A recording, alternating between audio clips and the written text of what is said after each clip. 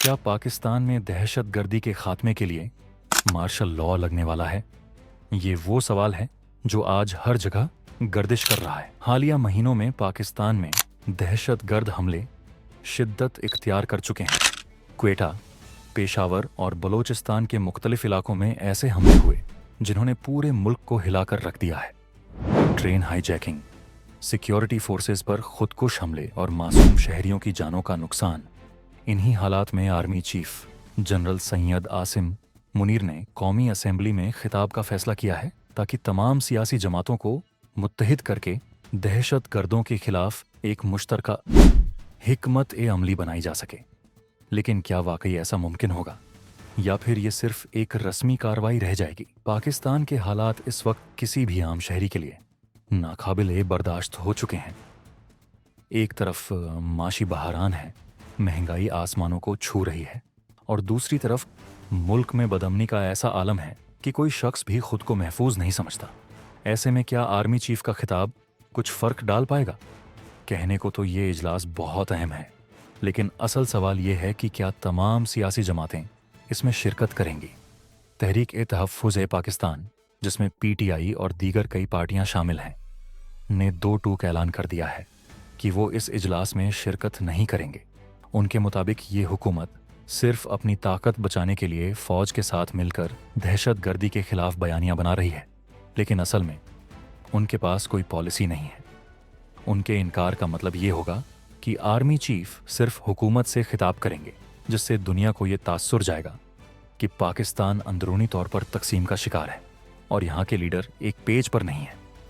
ये सूरत हाल दहशतगर्दों के लिए किसी जीत से कम नहीं होगी। पाकिस्तान में दहशतगर्दी कोई नया मसला नहीं है, लेकिन इसके खिलाफ इक़दामात हमेशा कमज़ोर और गैर मुअस्सर रहे हैं।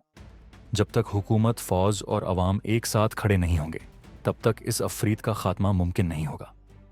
लेकिन सवाल यह है कि क्या हमारी सियासी जमातें अपने इख्तिलाफात भुलाकर एक हो सकती हैं? क्या वो अपने ज़ाती मफादात से बढ़कर पाकिस्तान के बारे में सोच सकती है, या फिर वो इसी तरह इल्ज़ामात की सियासत में उलझे रहेंगे जबकि मासूम लोग अपनी जानों से हाथ धोते रहेंगे? यहाँ एक और अहम सवाल भी उठता है। अगर सियासी जमातें मुत्तहिद ना हुईं, अगर हालात मज़ीद ख़राब होते गए, तो क्या फ़ौज के पास मार्शल लॉ लगाने के अलावा कोई और ऑप्शन बचेगा?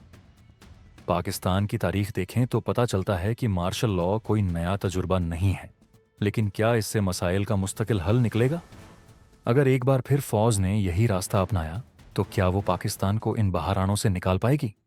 दहशतगर्दी का मसला सिर्फ बंदूकों से नहीं बल्कि हिकमत ए अमली, इत्तेहाद और मजबूत क़ियादत से हल होता है। अगर सियासी जमातें वाकई मुल्क की बेहतरी चाहती हैं तो उन्हें आर्मी चीफ की इस कॉल को नज़रअंदाज नहीं करना चाहिए। हुकूमत पर तनकीद अपनी जगह, लेकिन जब मुल्क का दिफा दांव पर लगा हो तो जाती दुश्मनियाँ और सियासी इख्तिलाफात पीछे छोड़ने पड़ते हैं।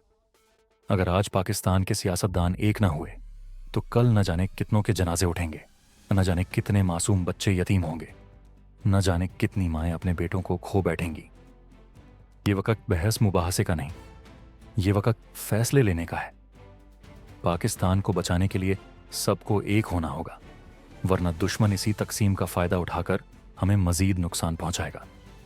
आखिर में सवाल ये है कि क्या हमारे सियासतदान और लीडर वाकई इस खतरे को समझ रहे हैं, या फिर ये इजलास भी दीगर इजलासों की तरह सिर्फ एक रस्मी कार्रवाई बनकर रह जाएगा?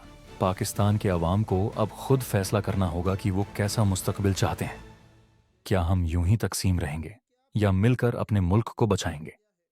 आप क्या सोचते हैं? क्या तहरीक-ए-तहफ़्फ़ुज़-ए-पाकिस्तान को इस इजलास में शिरकत करनी चाहिए? क्या आर्मी चीफ की बात सुनी जानी चाहिए? अपनी राय कमेंट्स में ज़रूर दें। और अगर आपको ये वीडियो अहम लगती है तो इसे ज़्यादा से ज़्यादा लोगों तक पहुंचाएं, क्योंकि पाकिस्तान का मुस्तकबिल हम सबके हाथ में है।